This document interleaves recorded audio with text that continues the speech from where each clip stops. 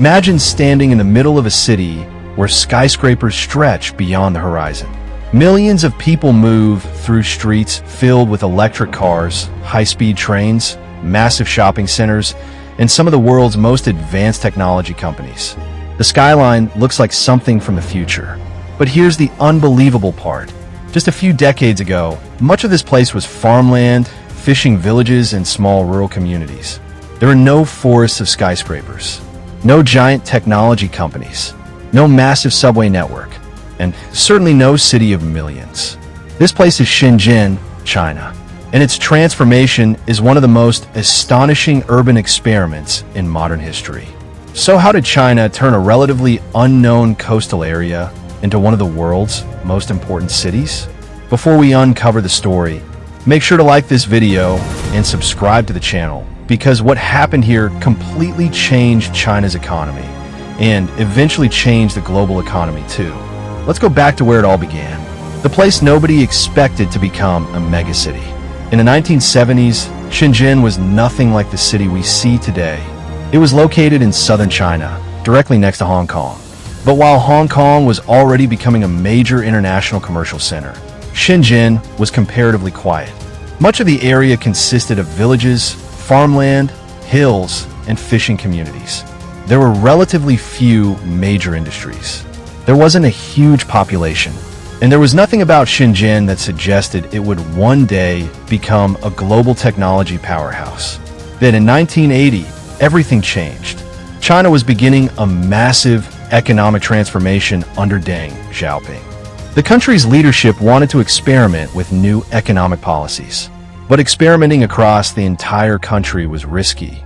So China chose specific locations where new ideas could be tested, and Shenzhen was selected as one of the first special economic zones. This decision would change its destiny forever. The idea was surprisingly simple. Instead of following the same economic rules used throughout China, Shenzhen would have greater freedom to attract investment, encourage businesses, and experiment with market-oriented policies. And its location was perfect. Shenzhen sat directly beside Hong Kong. Hong Kong already had international businesses, capital, technology, shipping connections, and access to global markets. China realized something important.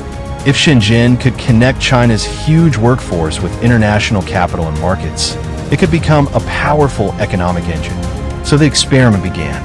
Factories started appearing. Roads were constructed. Ports expanded. Electricity networks were built. New neighborhoods appeared, and businesses began arriving. But something much bigger was happening.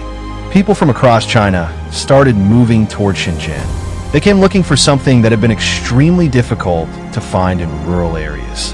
A city built by migration. Imagine arriving in Shenzhen when it was still developing. You might see construction everywhere. New factories rising. Workers building roads. New apartment buildings appearing almost overnight. The city was becoming a giant construction site. And behind all of this was one of the most powerful forces in economic history: human migration. Millions of people eventually moved toward the Pearl River Delta region, searching for jobs. Factories needed workers. Workers needed housing. Businesses needed transportation. And the growing population needed schools, hospitals, roads, electricity, water, and public transportation. So Shenzhen had to build almost everything at incredible speed. It wasn't simply constructing buildings. It was constructing an entire urban ecosystem. Shenzhen's population exploded. What had once been a relatively small area eventually became home to millions of people. But population growth created a massive problem. How do you move millions of people around a rapidly expanding city? The answer was infrastructure. Roads expanded. Bridges connected districts. Massive highways were built. And eventually, Shenzhen developed an extensive metro system. Today, its transportation network connects huge parts of the city, allowing millions of journeys to happen every day. But transportation was only one piece of the puzzle. China also needed to create industrial zones, commercial districts, residential neighborhoods, universities, research centers, hospitals, and financial centers. And it had to do it while the city was still growing. From factories to technology. At first, Shenzhen became famous for manufacturing. Factories produced electronics, clothing, machinery, toys, components, and countless other products. But Shenzhen didn't remain simply a factory city. Something fascinating happened. Manufacturing created a huge network of suppliers, engineers, technicians, logistics companies, and entrepreneurs. Once that ecosystem existed, companies could develop products faster. A company could design something in Shenzhen, find components nearby, build a prototype, test it, modify it, and manufacture it, all within a relatively concentrated region. This created an enormous advantage. Shenzhen gradually became known not only as a manufacturing center, but as a place where technology could be created. One company that emerged from Shenzhen was Huawei. Another was Tencent, the company behind WeChat. And Shenzhen became home to countless other technology and electronics companies. The city developed a reputation for speed. In many places, creating a new product could take months or years. In Shenzhen's manufacturing ecosystem, the process could be dramatically faster. Engineers could work with suppliers. Suppliers could work with factories. Factories could produce prototypes. And the cycle could repeat again and again. This became one of Shenzhen's greatest strengths. It wasn't just a city where products were manufactured. It became a city where ideas could rapidly become physical products. The skyline rises. As the economy expanded, Shenzhen's skyline began changing dramatically. Small buildings were replaced by towers. Highways crossed previously undeveloped land. Business districts appeared. Shopping centers grew.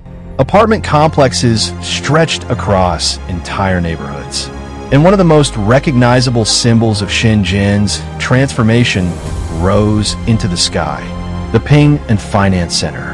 At more than 500 meters tall, the skyscraper became one of China's most recognizable modern towers. Look at Shenzhen today, and it can be difficult to imagine what the area looked like before this transformation. The difference is almost unbelievable. But building a city isn't just about skyscrapers. A city can build beautiful towers and still fail. Shenzhen needed something more. It needed an environment where businesses could operate, workers could live, and people could build their futures. So investment continued flowing into infrastructure and public services.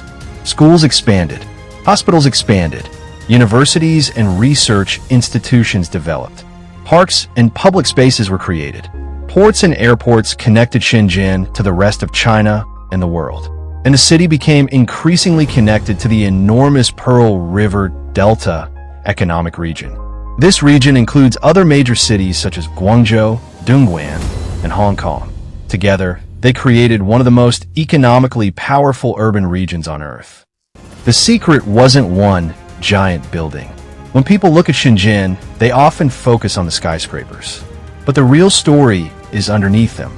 The secret wasn't one incredible building. It was the combination of thousands of decisions. Factories, roads, ports, railways, power plants, apartment buildings, schools, universities, technology companies, financial institutions, and millions of people. Each piece supported another. Factories created jobs. Jobs attracted workers. Workers created demand for housing. Growing populations encouraged infrastructure investment. Infrastructure attracted more businesses. More businesses created more jobs. And the cycle continued. Growth created more growth. But Shenzhen's transformation wasn't perfect. Rapid development brought enormous pressure. Housing became expensive. Traffic became a major challenge. The gap between different groups of people created social tensions. The city also experienced the environmental consequences of extremely rapid industrialization. And millions of migrant workers faced difficult working and living conditions during different stages of the city's development. Building a modern megacity at extraordinary speed comes with extraordinary challenges. Shenzhen's story is therefore not simply a story of success. It's also a story of experimentation, sacrifice, inequality, opportunity, and enormous ambition. From fishing villages to a global city. Today, Shenzhen is one of the most important cities in China. It is a major center for technology, finance, manufacturing, logistics, research, and innovation. Millions of people live and work there. Companies based in Shenzhen sell products to customers around the world, and the city continues to change. Electric vehicles fill its roads. Advanced electronics are developed and manufactured there.